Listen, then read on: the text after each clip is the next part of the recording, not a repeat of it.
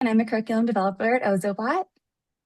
I'm joined today by my colleague Michaela and one of our CEs, Janelle. I'll go ahead and hand it over to them for some quick introductions. Hi, everyone. It's so nice to be with you all today. We've been trying to do this webinar and thinking about it for a very long time. And so we're just so excited. My name is Michaela Baruch, and I am the head of the education team here at Ozobot.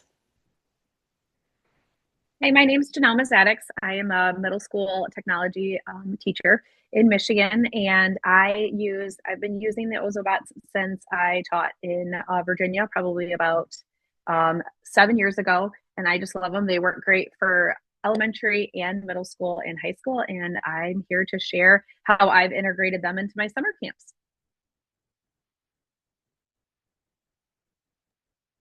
Great. So I am going to quickly walk us through our recently updated STEM camp guide and show you all how to structure a hands-on camp experience using Ozobot. So if you're not seeing my screen right now, I just want to call out that you can look at the tabs at the top of your Zoom page and make sure you are viewing my screen. So this is a free resource for educators that you can access on our website, and we will also be sharing it with you in a follow-up email after today's session. So you can use this whether you're a classroom teacher leading a summer program, or maybe you're coordinating at the district level.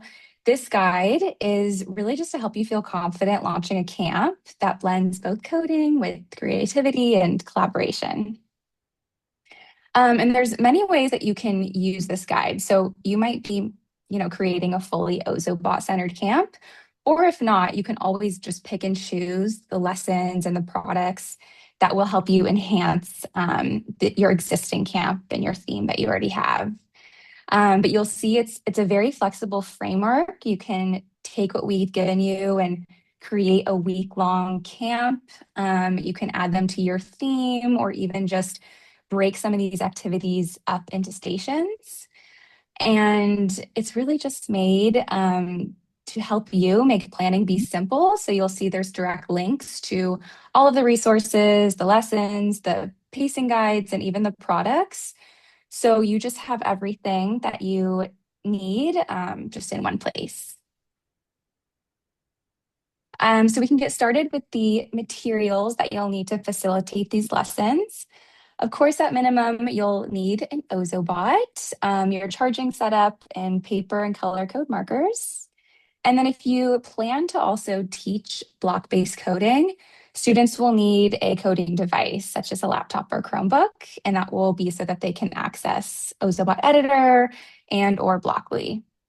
And on this first page here, we have a link to our Ozobot manuals. So I highly recommend checking that out. It'll just show you all the compatible devices, but also walk you through setting up all of your bots, no matter which one you have, so that everything just runs smoothly on day one.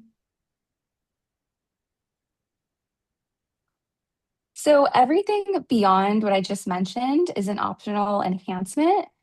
And here we've included some of our favorite supplemental resources. And these will really just help you extend learning throughout your camp. And a little later in our webinar today, Michaela will dive into more detail.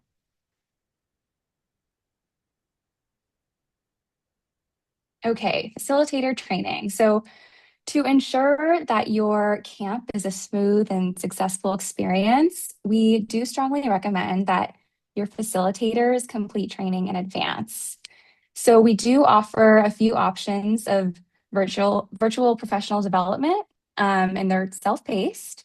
So they'll prepare instructors to teach programming with Ozobot, both with color codes and the Ozobot editor. So these are the two recommended courses.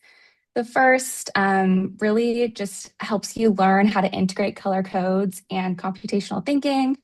And then the other is centered around the Ozobot editor and block-based programming.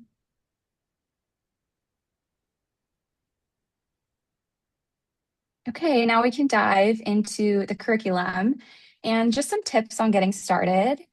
I do want to point out all of the lessons that we're sharing with you today are available for free on Ozobot Classroom. So if you haven't created your account yet, we strongly encourage you to sign up, and you can access over 1,000 lessons.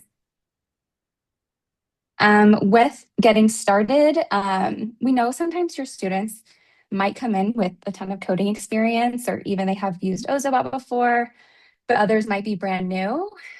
So either way, we just recommend starting with the introductory lessons, giving a quick refresher on all the things about their bot, like the sensors, the anatomy, and all of the key features. And then from there, you can move on to all the introductory lesson series. So these are the ones you'll see down here.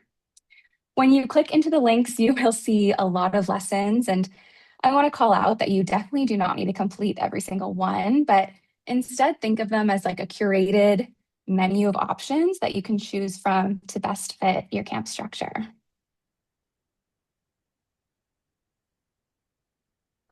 And then from there, you can start doing the other series. So Introduction to Color Codes is a really great lesson series. It also includes videos. It's a great way to supplement your teaching. And then there's the Ozobot Editor Basic Training and the Ozobot Blockly series. So those are great if you're planning on doing block-based coding. Then we have the Editor Essential series. So this is great if you're working with older students. It'll advance into concepts like AI and computer vision.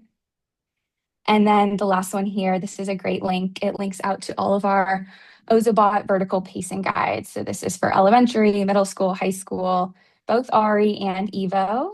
And with these, you can follow all the lessons sequentially or just choose based on your students' interests, your camp's theme.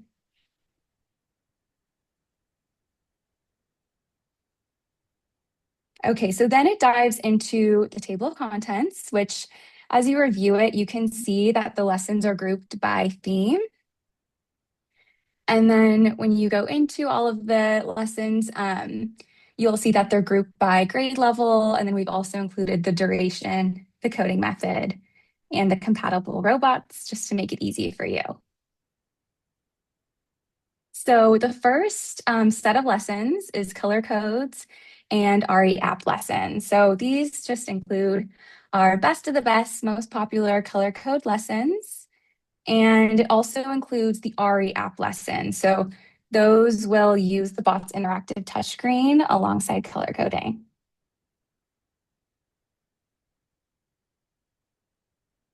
The next section is the intermediate editor and blockly lessons. So these all have really fun themes, but they're meant to help students deepen their block-based coding skills.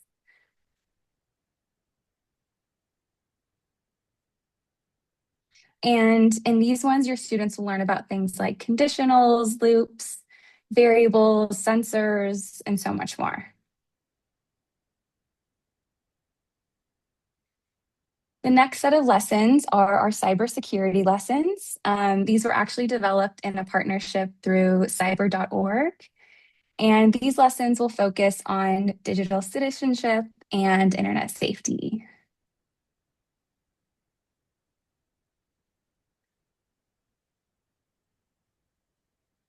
From there, we'll have our AI lessons, and these are pretty new.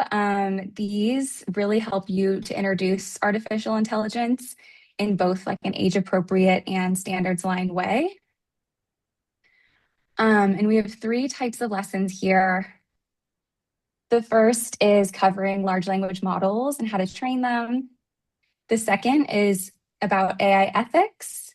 And the third is coding with AI in the editor.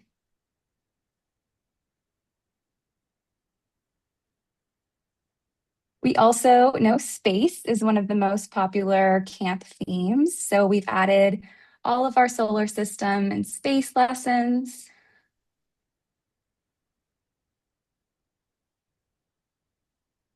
And then last, we have our sports lessons. So these are really fun themes. Students are applying coding concepts with things like skating and football, gymnastics, basketball, soccer, and hockey. And again, just want to mention for all of these lessons, they're all linked directly to Classroom.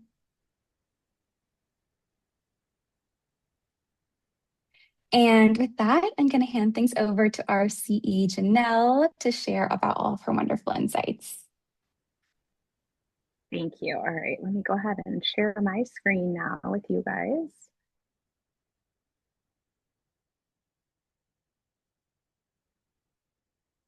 All right.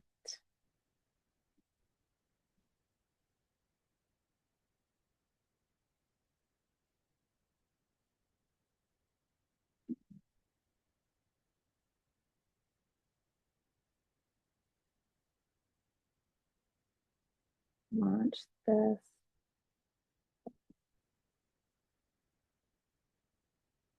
Sorry about that. It's just taking me a second to get to it because I was trying to move around my webinar. Okay, so last year I had the opportunity to run an elementary camp. So what I did is I did rising kids that were second grade going into third grade all the way up to sixth. And mine was a 3D creation camp where I integrated coding as well as robotics and a little bit of the engineering design process in STEAM. So how I started my camp was we started off with basic color codes. And it's very true. It's just like Jordan said. Some of the kids come in and they're like, oh my gosh, I have seen those before. I've used them. And then it's a variety because anybody can sign up for the camp. You don't have to go to the school district. So you've had kids that are totally familiar. And then you have kids that have like never seen one before. And so I always like to start with the going over calibration, but then also like teaching them the hardware. And so I kind of jumped to my first lesson that I'm always doing is I go through basic training and we talk about how to correctly draw the lines because they get a marker in their hand and depending on how their age, they get really, really excited. So I always show it's my intro to color codes. I have the lesson linked and we'll put this in the what we send out. And I have an introduction video explaining what the Ozobot is. This particular document right here that I'm going to share with you guys is something that I created when I was working for our intermediate school district because in our state, you can sign out classroom sets of the Ozobots, which is fabulous. And so teachers would get these and I wanted them to be really quick and proficient and like kind of help troubleshoot because it's so important to emphasize how to correctly draw the lines for first time users. If kids have used them before, they're really good and they're quick about it. But so we kind of go over like if it's, you can't have an angle there's two lines that are too close together because the sensors can't determine which one to go to. And we talk about what's just right, kind of doing like the three little bears. And, we talk about the Ozobot likes curves and we talk about line thickness and, like which one's the correct way, which one's inconsistent. And then we go through how to calibrate the Ozobot. And this one always takes a few seconds. We show a little video and then because this has the QR code takes you to a video. I always show the kids that you power it on and then you hold down the side button, which is right above the wheel until it flashes one time. And then you let it go and set it right on there. And most of the time the kids struggle the first time, but after you go over and help them or they do it one time, they get really good and they see that it goes on the little black circle and then it makes a little noise and turns green and exits. And so I think that's always important to emphasize with students that have never used them before, just because they'll start to get a little bit frustrated if it's like I wrote the code correctly and it's not working. It's always really good to go back and be like, okay, did you calibrate it? Like, how could we troubleshoot? The one thing I do emphasize with the younger learners is I always explain to them, how you have little like Matchbox cars? These aren't like those. You can't push them across the table. And we kind of go over the parts and we talk about how there's gears in them. And if you push them manually, you could strip those gears. And so you really don't want to do that. I just love the new STEM camp pacing guides that you guys put together. I didn't have those last year and they would have been a huge hit. So some of the things that I did is we went over the basic training right off the bat and the kids get really excited. once I print these handouts for them, and then I give them just plain white paper and I let them kind of play. I want them to draw squiggles. I want them to connect the letters of their name. I want them to, tell me what is it happens when you, do a particular color. And then after we've kind of played a little bit, we then kind of jump into actually, what are the color codes and, what are the cool speed codes that we can do and kind of advance a little bit more. I often like to do too, where like they each start off with their own piece of paper, but depending on the size of the group, we'll then tape a bunch of paper together and they kind of do like a huge maze and everybody sees like, if they can have their Ozobot travel the maze. And so that seems to be a really fun thing that they like to do. This is again, getting started with color codes. It's another activity. One of the things I love about the Ozobot classroom is that there's tons of ways to introduce the color codes for all the different grade levels, depending on where the kids are at. And so this particular lesson right here, I'll go ahead and launch it and share that with you guys. This particular one, they're working on the color codes.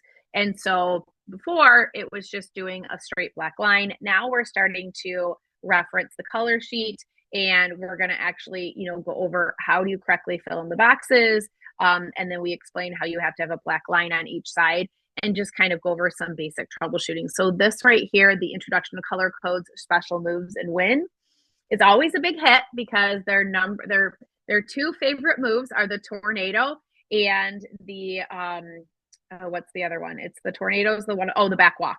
Okay. So those are their favorite ones. And they want to do that for every single color code. So this is a great introduction to how to correctly color in those boxes to have those performed. And so that's just a huge hit. The kids love that one. So I'm going to head back over to the presentation and you guys got to see a little bit of the cybersecurity. So I was fortunate enough last year that I went to cyber.org's conference. And luckily, and then Ozobot was there and they had a partnership. My students loved the cybersecurity lessons. We did the 1, 2, 3, 4 is not my password. This one was a huge hit with the kids because we talked about, what would you want to include in your password? Because one of the things when I have kids in the summer, sometimes they're not from my district. So we're having to, talk about not sharing passwords and logging in. And, we still have that digital citizenship component and I always want to make it fun. So this one was a great one because you have to determine like, okay, we're going to look at those 2 passwords. Where would we want our Ozobot to go? Which code would help us complete that? I think it's also important too, within the Ozobot repository in the classroom, there's some really great lessons about helping the kids understanding that if the Ozobot's going in one direction and reads the code green, red, green, but then they're coming back in the other direction, it's not always the same code depending on how many color codes there are. And so that's always a fun one to learn. My number one tip is to have mailing labels on hand.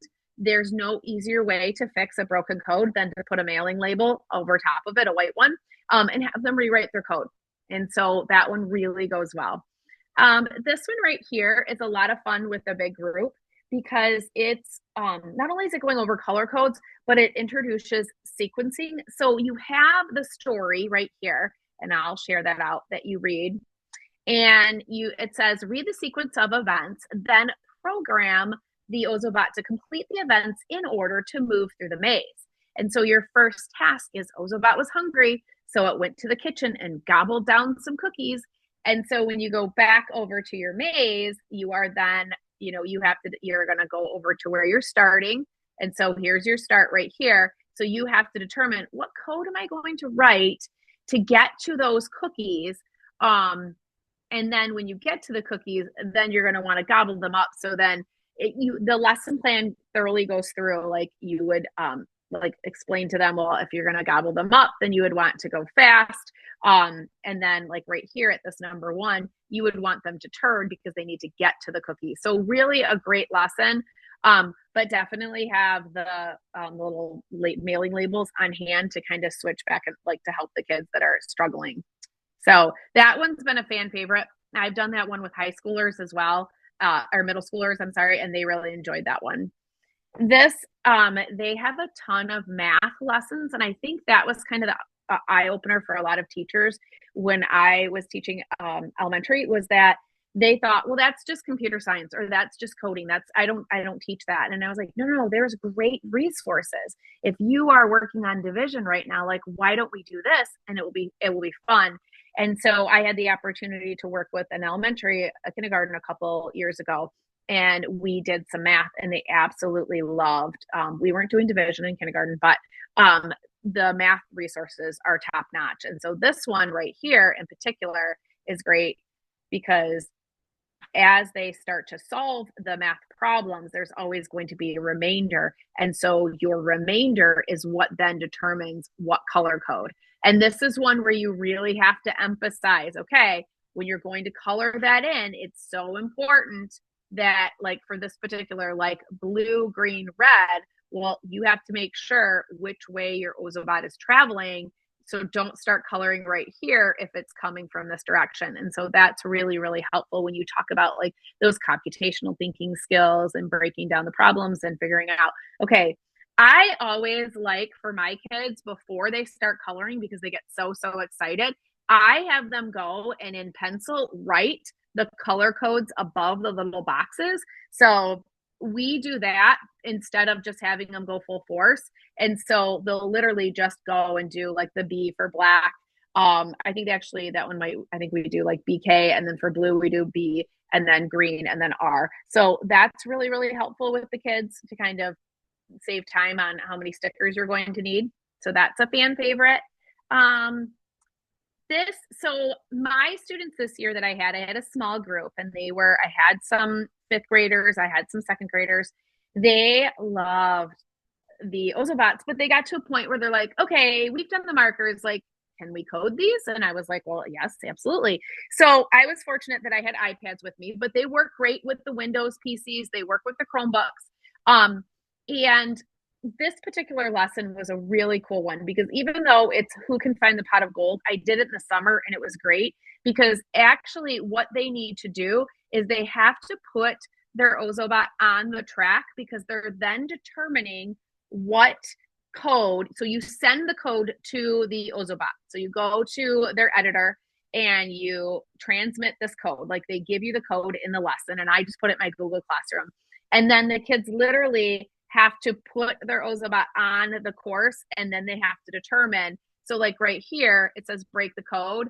You have to determine, like, which colors are which code. And so I linked the lesson in here. And like I said, let me share this right here. So when they get over here, okay, so they're running the track, and this is your solutions sheet. So they have to figure out, like, what codes they'd want to put where. And it says, we'll break a code by running a Blockly program over a test track and identifying what actions each color determines. We'll color the intersections of the track using the Blockly program conditionals that will move Ozobot to the pot of gold. So this was definitely a little bit more challenging one, but my kids that were a little bit more advanced did really well with it. So you head down here and you had the answer sheet up above. So this is where they're going to have to break the code, and they're going to be like, okay, so if they have a line end, what is that action? What was it doing there? At the intersection, what is it doing? And again, it has the little calibration for there. And so when you head over here, this is actually the activity sheet where you're then going to color code it, because your Ozobot already has a program on it, but you need it to follow the conditionals. So it's definitely a little bit more advanced, but the kids really, really enjoyed that one. So that was a big hit. And then let's see here. And then, they always, we have them for a certain amount of time. They always want some type of, like, what games we play. I truly, truly love the Ozotown, because you don't have to have a device at all. So say you had a day where you just didn't have your bots, you could absolutely, one sec, I just lost where I was sharing. You can have them play the different games. 1 second to minimize this. I think I advanced something. There we go. Okay. So let's go ahead and share this tab instead. And so you have the different levels right here. And so you're basically, if you go ahead and you're going to load the code to your bot, but you can play it 100% without it and click run. And so like right now, I have to reset it, and you're going to come over and you're going to put, you're going to write your code of like, what do you need your Ozobot to do in order to code it. So that was one that the kids had a lot of fun with and just kind of played. And as you go, you can see it gets pretty advanced where, okay, you're going to program the Ozobot to visit each site and then travel home for each site with a timer, stop and wait. Remember, obey speed signs by coding the speed. And so you can see that it gets a little bit more advanced right here. You can do the current map, all maps, and then you can look at the introduction to that as well. So that was kind of something where like if they had free time, we kind of I allowed them to jump in and do that. And that's pretty much the resources that I had to share. I think a lot of it is I feel very comfortable with the bots because I've used them, but I also incorporate, like I have Spiros in my camp. We do Tinkercad. One of the things that was new, so I'm going to expand upon my Tinkercad, and we're going to create in Ozobot's website, they have little like caps that you can put on. So I'm going to have my students import this, and then I'm going to have them create like crazy creatures that they're going to put on top. So they'll be able to kind of create their own little crazy creatures to put on their bot when they go through their mazes. And so let me see if I can get this. Let's see how I had this on. Yeah, so it's got to go over the wheels. And then it just kind of clicks on over there. So, and then they'll design something that will go on top of it. And I'll print those on our 3D printer. And so that way they'll have that to take with them. And then a lot of the kids are like, of course, how much does this cost? I want to buy one. I want to take one with me. So yeah, so that's pretty much what I've done in the past with my camps.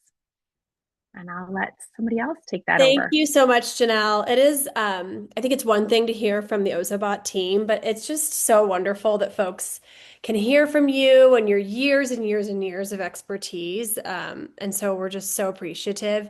And I'm sure many of you have questions that you want to ask Janelle. And don't worry, as soon as I'm done talking, and I won't be on long, we will have that opportunity for Q&A. There's been some great questions coming through using the Q&A. Please keep them coming, and we will get to them very shortly. One person just asked where you will get all of the resources that we're sharing. What we do here at Ozobot for all of our webinars is we send a follow-up email to every single email address that registers for our webinars within a week or so of it happening. In that email, you will see a link to this recording and tons of links to all of the resources we've been sharing. Janelle's deck, the STEM Camp guide, and many, many other links to the things that I'm about to go over. So it's definitely one to be on the lookout for. And please do reach out to customer service if you don't hear from us within a week or so, because I know you're very excited to get these resources. And with that said, I'm going to share my screen and close us out with a few. This is called STEM Camp Resource Roundup. And so we're going to end today with me covering several resources that we think would be really, really useful in a camp setting. Because I know that doing a summer camp with students is a different beast. I facilitated a lot of summer camps when I was in the classroom, and you have more time. You also want to have a lot at your disposal. And as Janelle mentioned, you also have a very wide range of experiences and levels. And so you want to make sure that you have something for everybody. And so with that said, I want to cover some of our products that we think would be really great in a STEM camp, and also a few more of our free resources that are available.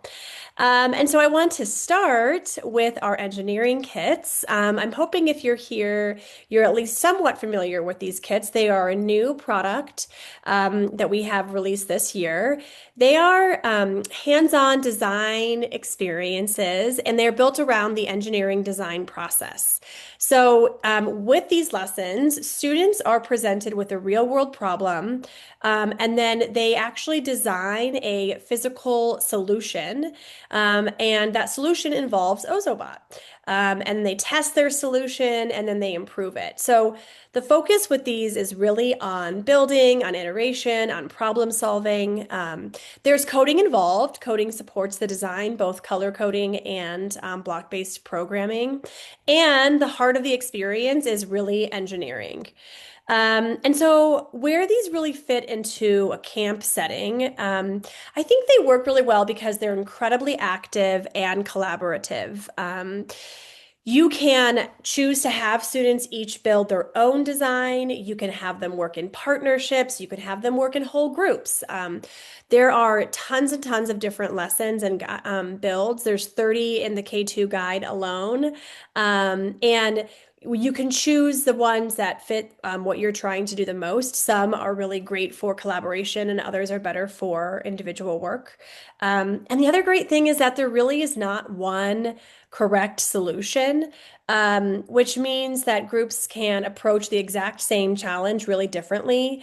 You can see here, this is from our beta testing with, I think, first graders, and it was really remarkable walking around the room. Truly every single student that was there had a little bit of a different approach and a different build. The other thing that's great in a camp setting, and really why these kits might be even better for a camp setting, excuse me, than a classroom, is that they take a lot of time, right? Because students need to plan, and then they need to, design what they're going to do. They need to make their build, and there's a lot of testing and a lot of iteration that goes into these designs. We found in our beta testing that oftentimes it took multiple class sessions for students to finish, and so it's really, really great for a camp dynamic. In these kits, what's included in them is all of the materials that 6 students would need for several of the builds. And then it has an actual booklet that has all of the designs and prompts and lesson plans themselves. As I mentioned, these lessons follow the engineering design process. And so something that I think is also nice, if you're in a situation where maybe you yourself are not the camp facilitator, or you're maybe not familiar with exactly how to use Ozobot or how to set things up, the guide really provides a very, very clear structure, and everything is planned out so that you don't have to carry the heavy lift of doing all the planning. It's right there for you. And these challenges are really adaptable and flexible across early elementary for our K2 guide up to upper elementary in our 3-5 guide. And so there's a lot of block-based programming for our older students, and a lot of color codes involved in the designs for our younger students, but there's a little bit of something for everybody in there. All right, and the second product that I would love to just briefly touch on is our challenge mats. So these have been out for a while, but if you are not familiar, challenge mats are themed coding environments. Students program in Blockly to complete different missions within a different visual world. So instead of coding in isolation or printing out a bunch of separate activity sheets, they're really coding inside of a story setting. So they're navigating a soccer game in a soccer field. They're exploring the ocean. There's one that's about competing in basketball. And then there's a Mars mission mat as well. So the focus here is really on advanced block-based programming skills. And so this is a glimpse inside what these mats look like.